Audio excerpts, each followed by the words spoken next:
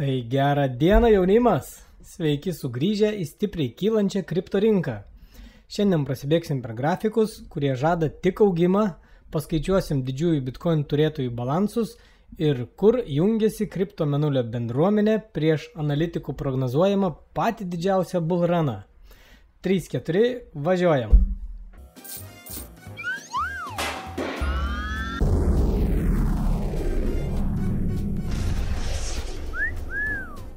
Bitcoinas bam ir įkalė $70 000 užfiksuodamas mažai kieno laukiamą visų laikų kainos rekordą. Visi iki vieno, kurie pirko per praeitą ciklą, dabar mato pliusą savo pozicijose. Tikiuosi, mano laidelės ir tūkstančiai parodytų grafikų per bear marketą nenuėjo veltui. Galvoju, gal padarom konkursėlį, tai kviečiu parašyti komentarą apie savo patirtį per ilgąją kripto žiemą. Pirkot stambiau ar mažiau, o gal darėt stabiliai DCA, ar nepirkot ir visai išėjot iš kripto reikalų. Viskas tinka, rašykit. Kitoj laidoje išrinksim nugalėtoją, kuriam padovanosim nuostabią maikutę su paveiksliukais į Bitcoin temą. Anksčiau ir vėliau kiekvienas asmuo, kuris domisi kriptovaliutomis, susiduria su klausimu, kas yra geriau, Bitcoinas ar kitas žetonas. Natūralu, kad yra tokių koinų, kurie per tą patį laikotarpį, kaip ir Bitcoinas, duos daugiau iksų. Ir tame nėra nieko stebėtino, tokia yra kriptovaliutų rinka. Labai retas, kuris atsilaiko neįkišęs nosies į didelės rizikos kriptovaliutas. Neišimtis ir aš. Per prieš tai buvusius visus bull marketus su nedidelėm sumom irgi rizikuodavau. Nes vis tiek norisi tos avantūros, adrenalino adatos, dėl galbūt ateisiančios sėkmės iksų žvejyboj. Oi, jau užsiplečiau, laidos gale pratęsiu. Top 10 7 dienų stulpelyje fantastiški skaičiai. Bitcoinas laikosi virš 68 000 ir tampa nelabai įdomus, nes norim, kad all time high muštų kasdien, nors lygiai prieš mėnesį kainavo tik 46 000. Atrodo, čia seni laikai buvo. ETH suka ratus aplink $4,000, rodydamas 14% prieaugį per paskutinę savaitę. Į 10 užsilipo ir 2 šuniukai. Dogecoinas plus 22%, o Shiba rodo didžiausią kilimą su plus 70%. Kas per skaičiai? Jungiamės naujienas ir startuojam nuo grafikėlio, kuris rodo traderių likvidacijas. Per tą kritimą nuo $69 000 buvo likviduota long pozicijų už beveik $900 milijonų. Kai daug kas patikėjo, kad kaina kris stipriai žemyn ir pradėjo šortinti, žvakės tik apsisuko ir iš šortintojų likvidacijų surinko dar apie $300 milijonų. Ne pirmas kartas, tai nėra ir ko stebėtis. Toliau naujiena iš Arkham detektyvų, kurie užfiksavo, kad padidėjo Tesla bitkoinų balansas ant 1789 bitkoinų. Twitterį pasileido pliotkai, kad Muskas vėl grįžta į bitcoin pirkimą. O pats Twitterio savininkas nieko nekomentavo apie šį nutekėjusį faktą. Tai laukiam kompanijos ketvirčio ataskaitos ir pamatysim, kaip ten kas. O šviežias ataskaitas su BTC visat galim patikrinti pas MicroStrategy. Net paskutinis jų 3000 bitkoinų pirkimas vasario gale ir tas jau turi 32% prieaugį. Kaip gražiai atrodo tas DCA per buvusį bear marketą. Bendras jų portfelis rodo plus 116%, kas yra $7 milijardai nerealizuoto pelno. Kaip ten tas posakis skamba, kad nedaug nuo labai daug yra daug. O tuo tarpu Salvadoro investicija į BTC grįžo į žalią spalvą ir šiai dienai turi $73 milijonus pliuso. Šalies vadas Twitteryje klausė, kad kur dingo tie visi žurnalistai, kurie rašė apie blogą šalies sprendimą investuoti į Bitcoin. Ir kodėl dabar nei vienas neparašo, kad ta rizikinga investicija stipriai atsipirko. Jų vidutinė pirkimo kaina yra $42 000. Kas čia toliau? Top 100 lentelė pagal rinkos kapitalizaciją. Bitcoin laikosi 9 vietoj, nors trumpam buvo ir aplenkė sidabrą. Turim nukelti kepurės prieš neįtikėtiną šuolį padariusią Nvidia užkilus net į 4 vietą. Bet kas mane labiau nustebino, tai kad Ethereumas atsibeldė į top 20. ETH sekasi puikiai ir galbūt kol išeis laidelė, Etheris jau laikysis virš $4,000. Kitas grafikėlis su stipriai mažėjančiu Grayscale BTC balansu. Ilgą laiką jie turėjo apie 620 000 BTC ir po ETF paleidimo jų taupyklė prakiuro ir monetų joje stabiliai mažėja. Kovo 9 dieną Bitcoin likutis yra 400 000 koinų. Nuo sausio 11 dienos visi likę ETF fondai jau aplenkė jos pagal BTC kiekį. Baisu ir skaičiuoti, kas laukia, jeigu jie ir toliau tokiais tempais siurbs iš rinkos pagrindinę kriptovaliutą. Juk buvo dienų, kai per dieną fondai nuperka 10-12 kartų daugiau bitkoinų, nei jų yra iškasama. Tai pala, už gerų 40 dienų ir halvingas nusimato, kai iškasimo kiekis pasidalins pusiau. Negi tikrai pamatysim Bitcoin Maxių prognozuojamą pasiūlos šoką. Jungiamės Twitterį. Posto autorius skelbia naujieną, kad BlackRock pateikė SEC paraišką dėl Bitcoin ETF pirkimo savo fondams ir pasidarbavęs kalkuliatorium prideda, kad jų valdomas turtas siekia $10 trilijonų. Dar $20 trilijonų vertės fondai naudoja jų platformą Aladdin portfelio paskirstimui. BlackRock pranešė, kad optimalus Bitcoin paskirstimas sudaro apie 85% portfelio. Kas čia dabar? Žinoma, daugelis taip nedarys, tačiau dabar turime didžiausią pasaulį fondų valdytoją, kuris investuotojams liepia atsikratyti nulinės pozicijos su BTC. Bendrovės Ernst & Young skaičiavimais $200 trilijonų vertės institucinis turtas negalėjo prisiliesti prie Bitcoin, kol nebuvo patvirtintas ETF-as. Na, dabar jie jau gali. Kas nutiks, jeigu jie nebenorės turėti 0 BTC savo portfelį? Bent 0,5% lėšų iš $200 trilijonų yra didžiulis $1 trilijonas. Na, skamba labai stipriai, bet apie didesnius procentus kol kas dar nesvajokim. Toliau bičiulis Willy Woo. Jis mūsų klausė, ar manome, kad esame bulių rinkoje ir sako, kad dabartinis šuolis buvo tik apšilimas. Visiška fundamentų nulemta bulių rinka žymi viršutinės mėlynos juostos peržengimas. Kai ją prakirsim, tradicinių finansų laukia šokas, sako jis. Tokie grafikai man labai patinka ir tikrai nepulsiu ginčytis. Kitas grafikų paišytojas iš Twitterio rodo į Dogecoiną ir pats sako, kad skamba crazy, bet jeigu istorija pasikartos trečią kartą, tai už mėnesiuko pirmasis memcoinas gali šoktelti iki $1. Dogecoino aukščiausia kaina, jei gerai pamenu, kažkas apie 75 centai buvo.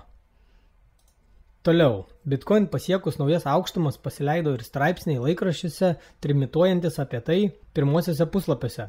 Šitam pavyzdį turim Austrijos laikraštį, bet mačiau bendruomenė dar dalinosi Olandijos, Norvegijos ir Australijos spauda. Telegram grupiokai jau pasakoja apie žinutes gaunamas iš mamų, kurios pradėjo jiems rašinėti išgirdusios per mediją apie BTC kainą. Atėjusi trends matom stiprų ūgtelėjimą dėl Bitcoin paieškos Google'ai.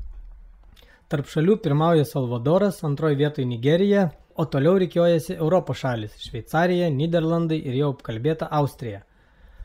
Paieškos rekordas buvo 21 metų pavasarį, kai Bitcoinas pirmą kartą viršijo $60 000 kainą. Toliau straipsnis iš kriptomenulis.lt. CNBC laidoje buvo atėjęs pakalbėti už investicijas atsakingas Matas Hauganas iš Bitwise, kurie irgi turi savo Bitcoin ETF fondą. Jis laidoje sakė, matome didžiulę Bitwise Bitcoin ETF ir visų kitų ETF-ų paklausą. Matome, kaip iš šios ETF-us ateina mažmeniniai investuotojai, rizikos draudimo fondai, registruoti investicijų patarėjai arba nepriklausomi finansų patarėjai. Jis mano, kad po kelių mėnesių, kai pradėsime matyti, kaip įsijungia didžiausi investiciniai fondai, kils dar didesnė banga. Jei pagalvosite apie Bitcoin prieš ETF, tai buvo tik nedidelis investuotojų galinčių jį įsigyti ratas, o dabar jį gali įsigyti beveik visi. Hauganas paaiškino, kad Bitwise 2024 metų prognozėje paskelbtoje praėjusių metų gruodį teigia, kad BTC bus prekiaujamas naujose aukštumose viršinčiose $80 000 už monetą. Tačiau dabar jis pripažino, remdamiesi tuo, ką matome mūsų ir kitose ETF, manau, kad turime kainos prognozę koreguoti ir padidinti. Tai galėtų būti $100 000, tai galėtų būti ir $200 000. Gali būti ir daugiau. Tiesiog vyksta didžiulė pasiūlos ir paklausos dinamika. Wow, stiprios pastaruoju metu prognozės lenda per visus galus. Toliau spalvingas vaivorykštės grafikas. Biški prisizūminkim jį. Šalia prikibęs tas kainų sektorius rodo aukščiausią tos spalvos kainos ribą. Šiai minutėje esam grįžę į žalią spalvą, kurios viršutinė riba yra $88 000. Žiūrėdami į istoriją, turim statistiką, kad kainos viršūnė būna pasiekta maždaug praėjus 18 mėnesių po halvingo. Na, pasvajodami galim žvilgtelti, ką čia paišo mums ta vaivorykštė. Einam į 25 metų galą. Žemutinė linija rodo apie $74 000. Žalios spalvos viršūnė yra ties $150 000. Aišku, neatsilaikom pagundai ir kilstelim akites dar aukščiau. $284 000 už vieną monetą. Šiek tiek į kairę matom 3 buvusius all-time high. Per 2 iš jų kaina priartėjo prie geltonos zonos, o per vieną 2017 metais net gerokai prakirto. Be abejo, į šį grafikėlį nereikia žiūrėti labai rimtai, bet visad išlenda tas klausimas, ar šį kartą bus kitaip? Pagal viską atrodo, kad taip. Aš ir pats nesitikėjau, kad iki halvingo pramušim 50, o čia, prašau, ir all-time high pasirodė. Keliamės į Redditą, o Bitcoin miningas vystosi neįtikėtinai sparčiai. Pats prisimenu, kai pradėjau kasti namie, kambaryje su pravertais langais, paskui persikėliau į didesnę fermą. Tais laikais profito gero nelabai buvo, bet pats procesas man labai patiko. Per tą 10 metelių Bitcoin kasimas nuėjo ilgą kelią. Dabar pajungiamos hidroelektrinės, deginamos taršios dujos pajungtos į Bitcoin miningą, ne tik didelės kompanijos investuoja į kasybą, bet ir valstybė statosi savo kasybos centrus. O dar kažkas ir namus apsišildo kasdami BTC. Šitoj vietoj turiu perduoti linkėjimus visiems, kurie sako, kad Bitcoinsas yra sukurtas iš oro. Toliau keliamės į archyvus ir turim nuotraukėlę iš forumo su Satoshio postu. 2010 metai ir Bitcoin kūrėjas rašė, kad piniginėse po kablelio yra 8 skaičiai, nors dabar matosi tik 2.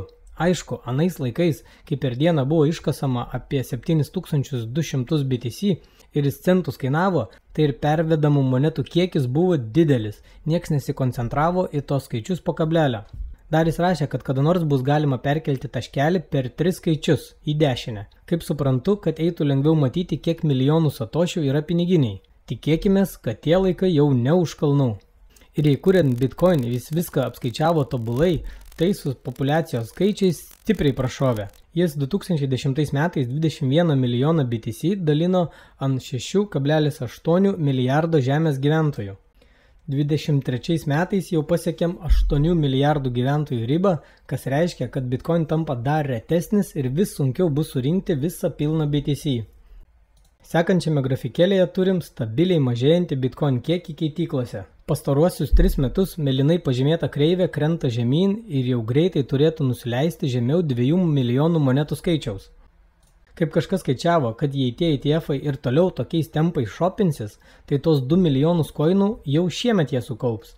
BlackRockas per 40 prekybos dienų jau susiurbė 1% visų iškastų bitkoinų ir aplenkė Sayloro MicroStrategy. Daugelis dar laukiam tos juodosios gulbės, kad nusipirkti visko pigiau, bet atrodo, kad BlackRockas, MicroStrategy ar Fidelity nieko nebelaukia ir perka, kol dar yra iš kur pirkti. Ir čia išlenda man iš to informacijos šiukšlyno galvoje visi tie Bitcoin maksimalistų šūkavimai, kad vieną dieną šalis kasdamos pradės kovoti dėl Bitcoin likučių, kad jis taps pagrindinė investicija ir aplenks auksą, kad arabams pradėjus pirkti, Sayloro krepšelis atrodys kaip centų krūvelė. Visat atrodė, galbūt vieną dieną kažkada negreitai. Bet pasižiūrėjus per surauktus antakius, mes matom Bitcoin all-time high. Ir vis dar negarsiai kalbam apie bull marketą pradžią. Daugeliui pagrindinių altcoinų dar trūksta 3 ar 5x iki savo buvusios aukščiausios kainos. Atrodo, kad artėjantis rinkos kilimas grasina uždarbiu, kuris neturi lubų. Bitcoinas visad bus mano didžioji kripto meilė, bet per kiekvieną bull marketą su nedideliu krepšeliu išeinu pažvejoti ir altcoinų.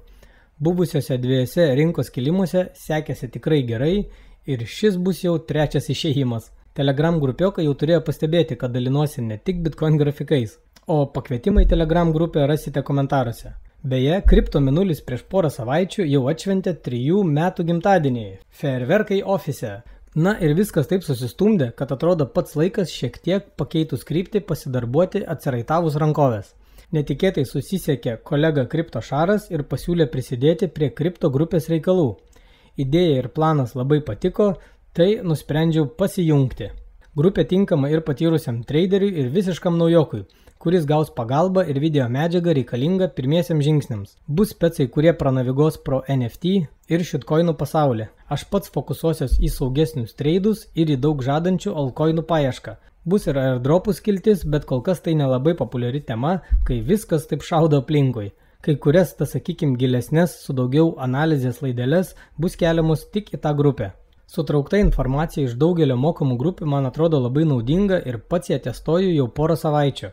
Rezultatai stebina, o svarbiausia, kad mes būsim paskutinis filtras ir stengsimės atrušiavę dalintis pačia naudingiausia informacija. Šiuo metu bus parduodamas tik limituotas lifetime narysčių skaičius po 400 eurų. Su negirdėta taisyklė kripto pasaulyje tai 30 dienų pinigų gražinimo garantija. Va taip. Vėliau bus mėnesinės narystės. Komandos narių jau daugėja, tai reikia tikėtis, kad šioje bulių rinkoje visiems pavyks uždirbti. Nes tie patys maksimalistai šūkoja, kad ateinantis bullrunas bus toks, kokio mes dar nesame matę. Grupės puslapį paliksiu komentaruose, galėsite paskaitinėti daugiau ir jei patiks, palikti savo kontaktus. Na, iš manęs šiandienai bus viskas, jei laidelė patiko, nepamirštam spustelti laiko, subscribe, iki kito karto ir bye bye.